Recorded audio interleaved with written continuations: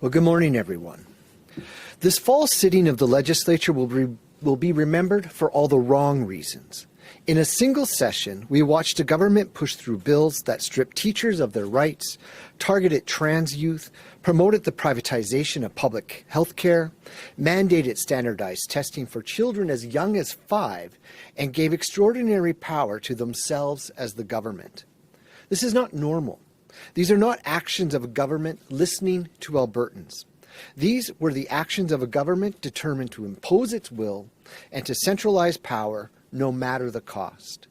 And while each of these bills are equally and deeply disconcerting, two carried the most extreme tool available in our democracy. This government used the notwithstanding clause against teachers and against trans youth and their families. Before this year, the clause had never been successfully used in Alberta. Now it has been used 4 times in a single sitting, and always against groups of people this government believed they could overpower. That is not leadership. It is an abuse of authority that sidesteps democratic accountability. We're also seeing a pattern of half stories and convenient explanations offered only after decisions have been made. We saw this in the recent email from Minister Long claiming that teachers needed to be forced back to work because an arbitrated deal might have cost the government millions more. The Minister of Education echoed that message, arguing only elected officials should make financial decisions of this scale. The Alberta Labour's Relation Code, the government's own piece of legislation, speaks directly to arbitration as a possible process to settle collective bargaining disputes when an impasse is reached. Yet, throughout bargaining, we were repeatedly told that the government's offer was based on what was fair, not on what was most affordable. These shifting explanations and narratives confirm what teachers have understood from the beginning, that government speaks in contradictions and hopes Albertans don't notice. But teachers noticed, families noticed, and the public noticed. So today the association is taking another step to stand up for teachers and the students and the families that they serve. We are filing a Labour Board relations complaint for unfair bargaining practices directed at the Teachers Employer Bargaining Association. We are also filing 61 grievances, one in every bargaining unit across this province. These actions are necessary because the government has attempted to rewrite its own commitments. Throughout the bargaining process, the government repeatedly promised 3,000 new teachers over the next 3 years. They made that claim in media releases, in public statements, and on the floor of the legislature. Ministers Nate Horner and Dimitrios Nicolaides issued a joint statement on August 28th that includes the sentences. We heard their bargaining concerns and carefully considered how we could best support teachers, students, and their classrooms. They have been offered what they've asked for, and they have been offered what we said was needed. They used this to insist that their offer matched the request the ATA made at the bargaining table.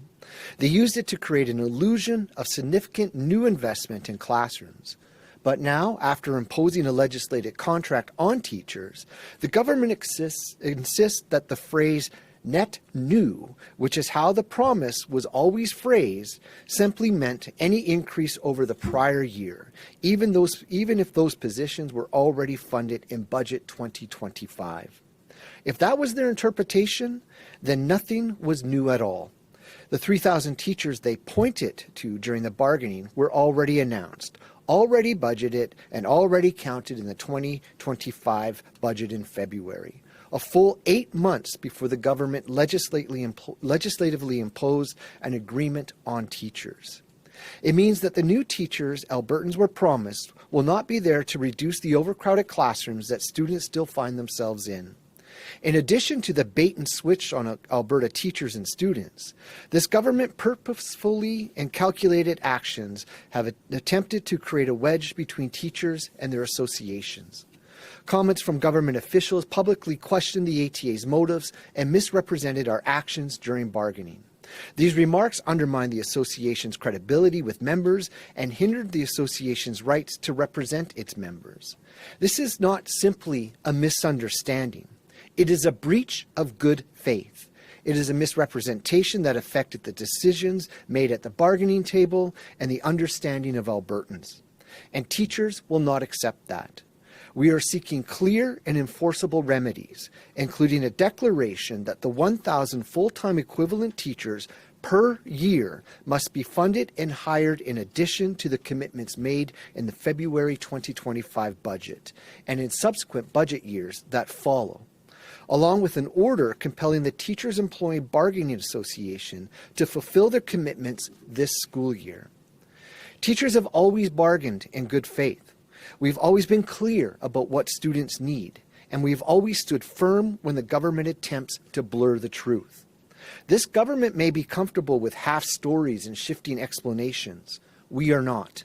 We will continue to hold them to their commitments, to their own words, and to the standards Albertans expect and deserve. This government must be held accountable. Our message today is straightforward. Agreements matter, words matter, the truth matters, and we will defend all three. Thank you. I'm now available to take questions.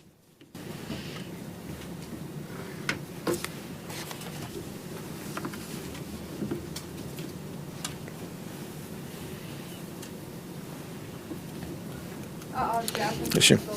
I guess you kind of mentioned that you did file the complaint. I guess a little bit more, just some information on, what happens when that is found and everything like that, those next steps that come with that complaint. Well, what will come out of the complaint is hopefully that we hold the government account to what they said. So through the bargaining process, it was 3,000 teachers to be hired above and beyond natural attrition, inflation, and student growth.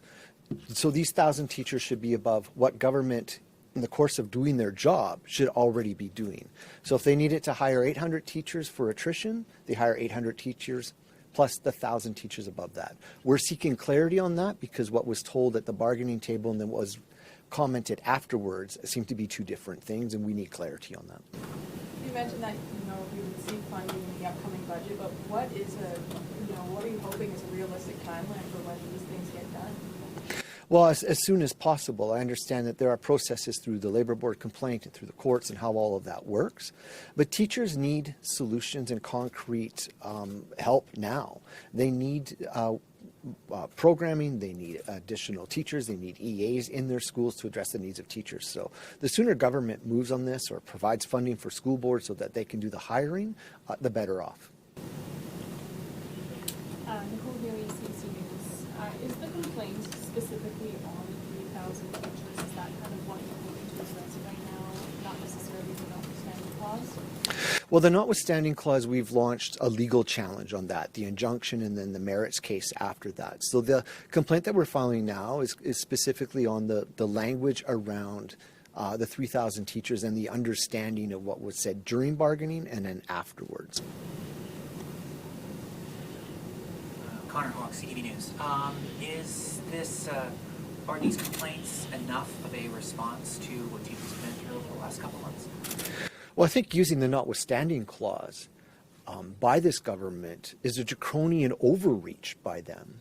They had all sorts of other measures that they could have used to end the strike. They could have bargained in good faith during the process. They could have legislated teachers back and went to arbitration. But clearly it's indicated from an email from another MLA that that wasn't an option that government was going to do. So this is the actions that that we can push back in this state of where we are in terms of having this imposed on us legislatively. You've got the legal challenge, you have labor complaints. Everywhere that the government has said that they're going to do something, we are going to hold them to account at every single turn. They're not going to be able to lie or half-truth themselves out of the things that they promised to teachers, to students, and their families across this province. I guess my follow-up is, based on, what we've heard, the email that you were specifically mentioning where it was a completely different reason for forcing teachers back to work that was given publicly at the time. Can the ATA trust the government at all? Well, I don't think the government has shown that a lot of Albertans can trust them. When you have a sitting that just happened in this legislature, something like we've never seen before. The use of the notwithstanding clause against teachers. The use of the notwithstanding clause against some of our most vulnerable people in our society, trans youth and their families. Privatizing public health care. Bill 14 giving themselves extraordinary powers where they will not be held accountable, plus comments by the minister and the premier about the fact that, you know, elected officials are the ones who should make these determinations, not the checks and balances that we have within the court system or the labor board system. I mean, it's hard for teachers to trust this government for their words because this government has devalued, demoralized, and disrespected teachers for years. So government, we will hold them to account, and it's up to them to prove to us that their word is something that we should value. Okay,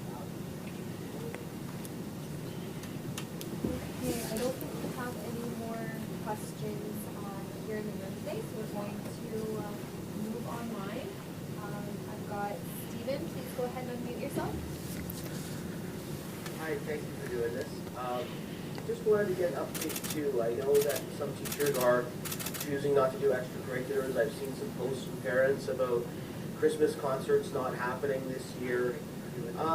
You know, from what you're hearing with your membership, what are some of the effects that you're seeing or hearing about in terms of maybe some of these extracurricular programs not going forward right now? Well, we're hearing from members the fact that this is a government that obviously devalues the work that they do. I've heard the premier and the minister say, oh, we respect teachers, or we value the work that teachers do. Yet the actions that they do afterwards don't reflect that. Then you wouldn't use the notwithstanding clause. You would not strip 51,000 people of their charter rights if you valued them.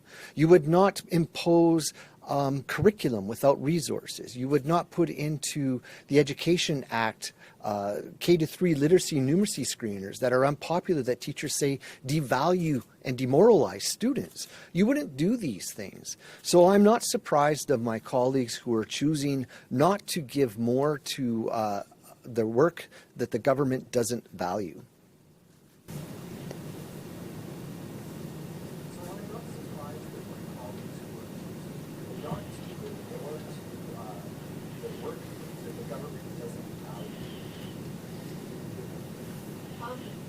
Stephen, did you have a follow-up question?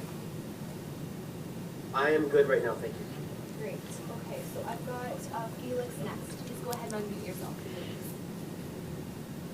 All right. Is it like is putting this complaint up to the labor board like outside of the negotiation period? Like, could it be effective?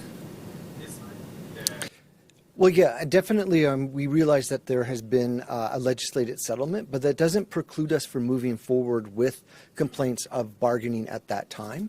We'll have to see how other things play out in terms of the lawsuit and the injunction, but we are able to file all things at the same time.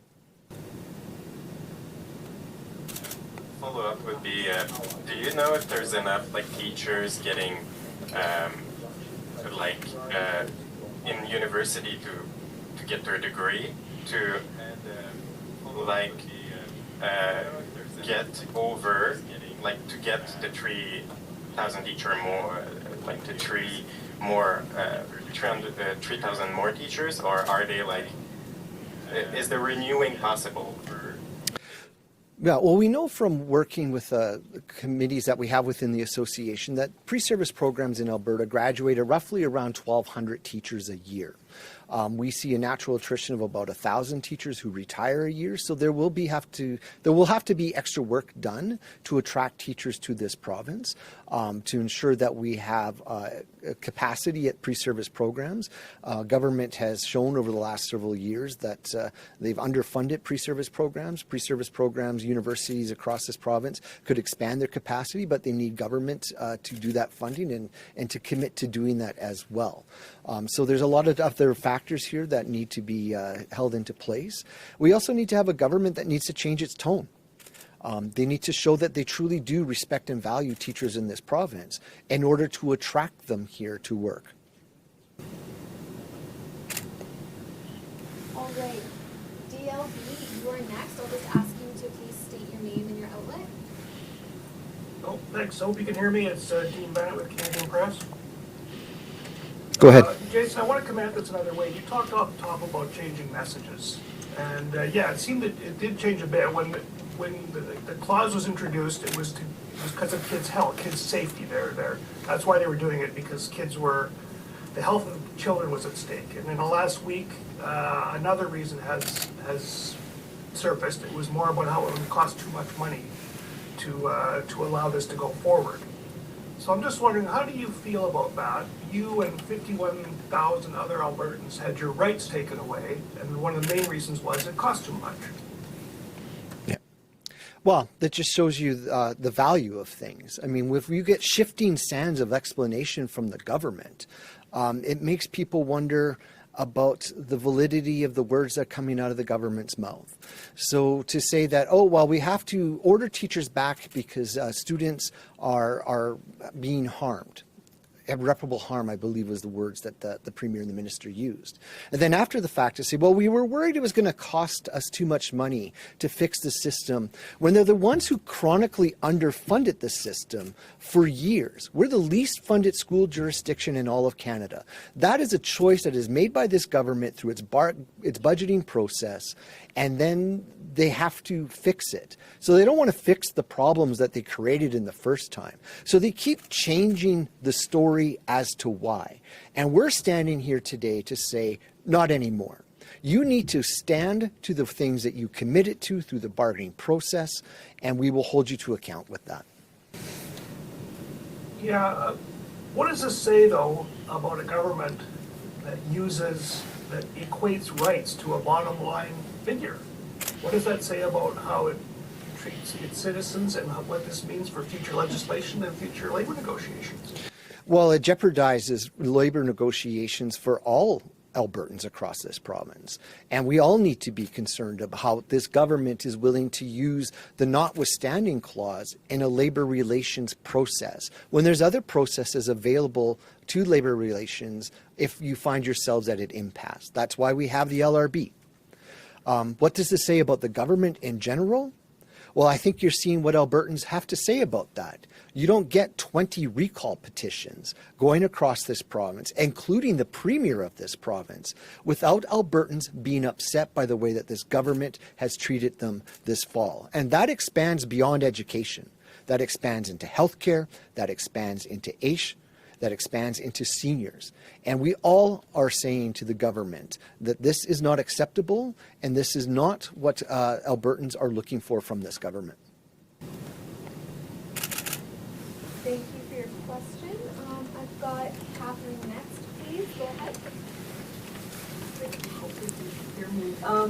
Another thing the education minister said when talking about the dollar figure is that he believes it should be up to elected officials and not an unelected arbitrator. I mean, what do you think this will mean for when the Labor Relations Board does come back with a decision?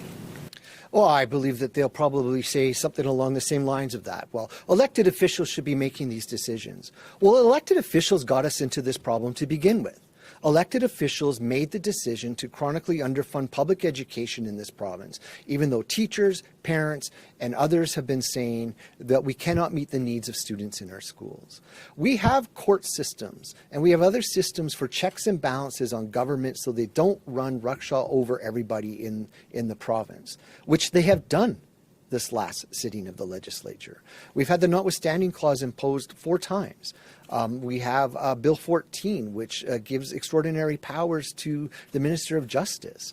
So we have to have these checks and balances in a system in order to make our democracy function properly. And what we saw this fall is not only a travesty in terms of democracy, but also with the rights of Albertans. And I wonder if there's going to be any further action. You did mention the other uses of the notwithstanding clause. What's sort of the plan for some of the other decisions that affect teachers, the changes to pronoun notification, the educational materials, that sort of thing? Well, we know that EGAL and Skipping Stones have launched a legal challenge around Bill 27 in terms of the pronoun use. This is highly concerning to members as well.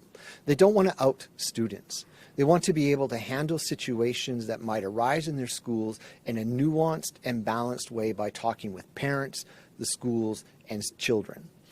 When you start using large, broad pieces of legislation like this, it affects the safety of schools. But the Education Act says that you also have to create a safe and caring school. We're worried about the fact that you have to get materials approved by the ministry, that where students have to opt into sexual education, that they're going to miss out in instruction. And so we have seen legal challenges move forward, but of course the notwithstanding clause puts this into jeopardy. The association, members of Provincial Executive Council, just a week and a half ago at their Provincial Executive Council meeting, passed a motion to seek intervenor status in the case that's going on in Saskatchewan, because we recognize the use of the notwithstanding clause around the pronoun use in that province directly affects that here in Alberta. So we will seek ways to make sure that we can have arguments in across Canada around this. All right, I'm just gonna see if there's anybody in the room who have any additional questions before we go back online. Jasmine does. Yeah, I just have one more follow-up, just regarding, obviously we're trying to fill that number for the new teachers, but just with the current climate here in Alberta, how realistic do you think it is that we can fill that number with new teachers? Well, ideally, I hope that we can, because teachers need assistance within the classrooms. But hiring new teachers isn't the only solution that we could seek out, which is one of the things that we were bargaining for during that time, a student-teacher ratio with a complexity factor. Those other measures that we can put into place now while we're looking to hire teachers. Am I concerned about whether or not we can fulfill this? Definitely, especially with the tone and the aggression that we've seen from this government towards public education and the people who work there. We continue to see government put in measures and bills that undermine the profession and public education. Another telltale sign will be what happens with Budget 2026. Will we still be the least funded school jurisdiction in all of Canada? And we know that MLAs are making budget choices right now. So I only hope that they are actually listening to what Albertans are saying and are making public education the priority in this province that it should be.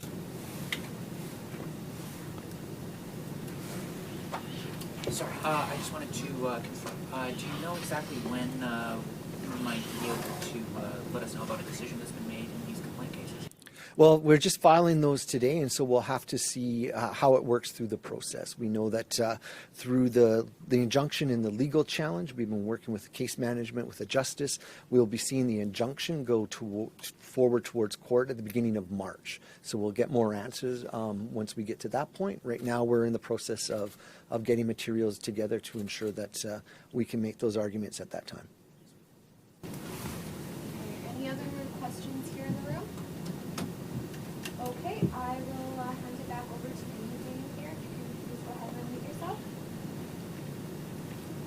Thanks for taking my question. Dave Patterson with the Canadian Press. Trying to clarify actually the follow-up as well.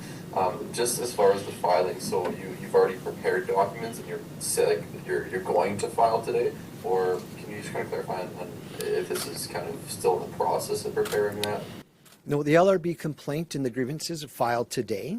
The court will be moving forward with case management, which was filed a while ago. And through the scheduling and the timing of that, we will see the injunction go to court at the beginning of March. Sorry, my audio just cut out there a little bit. Did you say it was filed today or will be filed today? Was filed today. Okay, awesome. And just as a follow-up question, just wondering if you can tell me, how you feel about a school principal being attacked by Angela Pitt for the recall petition. It was an interesting way to counter the argument of a citizen saying that they were unhappy with the work that the MLA was doing and to invoke a recall. Teachers are citizens of this province. They might have stripped away our rights around bargaining through Bill 2. They didn't strip away our voice. They didn't strip away the fact that we have opinions about things that should be done in this province. And I think we need to be very mindful of the fact when elected officials like MLAs target individuals within our society. That is an unfair imbalance in terms of power. MLAs hold greater power than the average citizen. And when they turn around and they put those targets on those citizens, they need to be very careful about what they do. And I've lived experience in this, of having MLAs and the Premier say specific things that target people. And so I would caution MLAs of specifically doing that. And just because it was a principal who launched that recall petition, so be it. It could have been any citizen within that constituency who wanted to launch that. They were just the ones who got there first.